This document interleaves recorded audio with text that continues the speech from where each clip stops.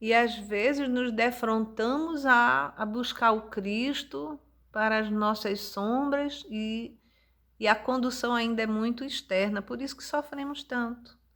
Ele usou de doçura em algumas situações, em outras de energia, mas sempre tranquilo.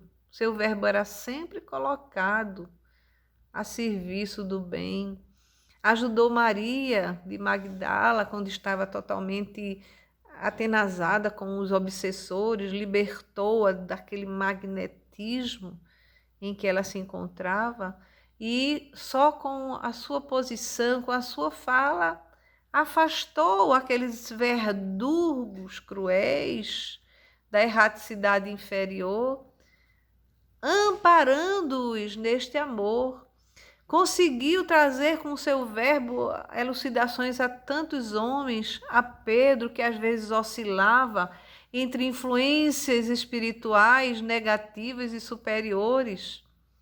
Falou no Sermão do Monte tantas, de uma forma poética, inclusive, porque a palavra também era cantada por aqueles homens, trouxe tantas ideias diferentes, inverteu aquele convencional e que era aceito sem ninguém nunca discutir e exaltava a vítima inocente, ao invés daqueles triunfadores arbitrários. Exaltava aqueles que buscavam a justiça, eram marginalizados com referência à verdade, e isso ele o fazia em desconsideração, às vezes, até por aqueles que eram fartos e, ao mesmo tempo, ociosos, que dilapidavam todos os dons da vida. Então, Jesus é a personalidade histórica mais identificada com o homem e com a humanidade.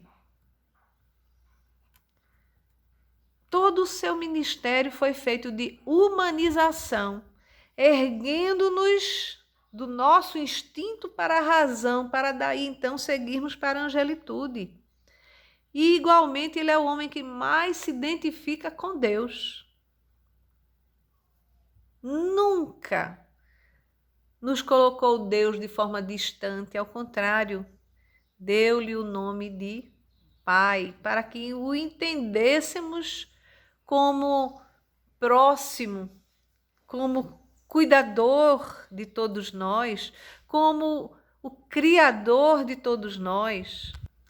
Reformulou todos aqueles conceitos de Moisés, atualizando-o de uma forma mais abrangente, porque a vida é abrangente.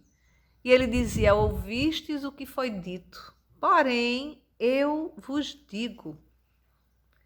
Então Jesus é a grande lição de vida que nós precisamos sorver do Evangelho como um convite ao homem que deve se edificar. Então as suas palavras não passarão, jamais passarão, porque é o que ficará conosco. Portanto, ele não criou nenhum sistema ou uma doutrina cheia de regulamentos, não. Ele abriu-nos a condição de se tornar o nosso modelo para que o homem pudesse se humanizar-se, adquirindo uma expressão superior de vida. Então, após todos esses exemplos, aqueles homens que o seguiram se tornaram humildes, simples, fortes na sua perenidade espiritual.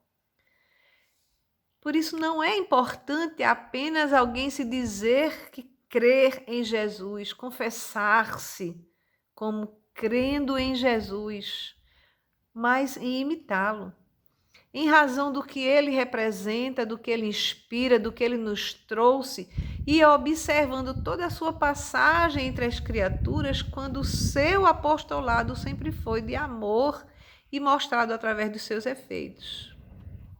O homem de hoje necessita ouvir Jesus de fato, sentir que os seus exemplos vêm da sua história e aí provocarmos uma espécie de ressuscitamento com referência ao que nós somos, procurando fazer conforme ele deixou-nos de realizações. para nos libertar dessas paixões que nos constringem, que nos deixam remanescentes de egoísmo, para nos libertar de nossa natureza animal, transformando esta realidade espiritual